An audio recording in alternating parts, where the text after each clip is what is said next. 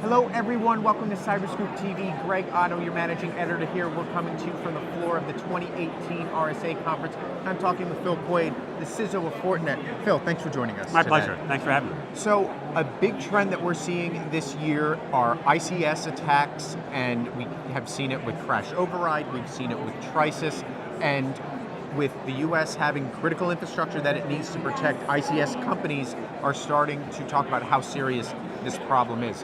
And inside those organizations, you're hearing the conversation around IT versus OT a little bit. So let's talk about that and what that means for these critical infrastructure companies when they're looking to protect their security structure. Great topic, love to talk more about it. As a nation as a whole, we spend a lot of time talking about IT, right? IT underpins the vast majority of the companies and government organizations that help underpin our democracy and our economy. We don't spend as much time talking about operational technology. Those are the things that ensure the safety and reliability of our critical infrastructure. Think oil and gas, electricity, water, things like that. And of course our industrial automation, our factories that produce things through highly automated means. So, Fortinet, my company, builds both IT security solutions, but importantly, OT security solutions. Okay. And we think that's important because too often, those two communities have done things separately, different strategies, different technologies.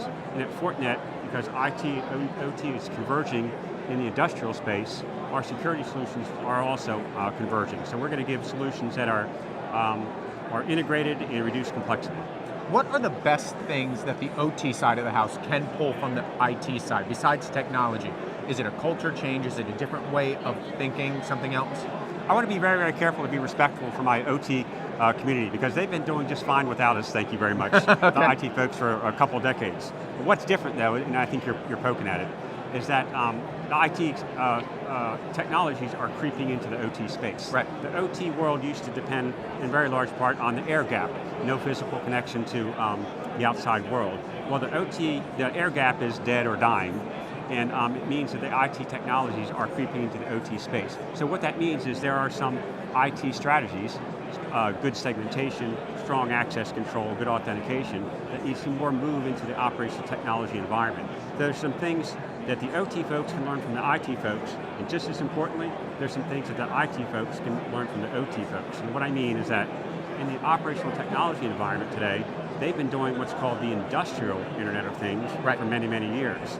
Well, perhaps the folks in the IT space can learn something about the strategies that are used in the OT space and apply it to the IT world as well. So, a shorter way of saying is that there's some cultural fertilization we ought to be doing and some technology one as well. So, let's talk about how the critical infrastructure sector needs to rely more on public-private partnerships because, look, they are critical infrastructure, so they are working with DHS more and more, but how can they sort of be the standard bearer for public-private partnerships? Because we hear about them all the time, and I feel like the energy grid and critical infrastructure companies could lead the way in this area. I think you're spot on. With due respect to the government, I'm a former 3 decades person in the national security community. We shouldn't be looking to the U.S. government to solve our critical infrastructure security problem.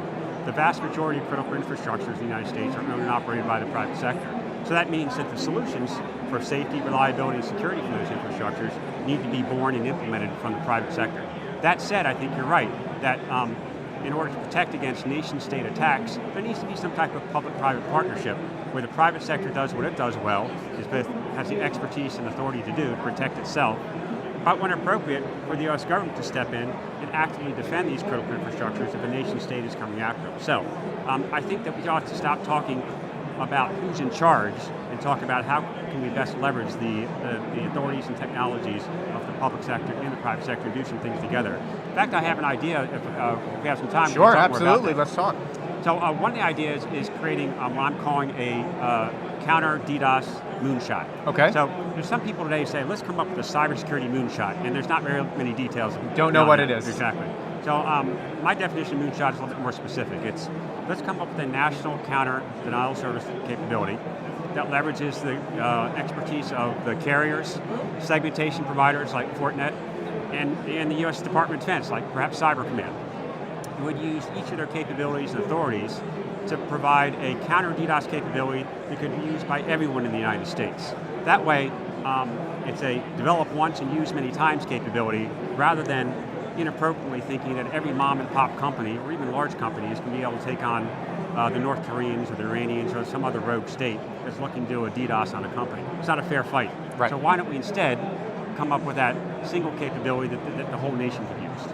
Very, very interesting, Phil. Appreciate your insight and look forward to that maybe becoming reality instead of a moonshot. And I hope Fortinet can play a good role in that. Thank you very much.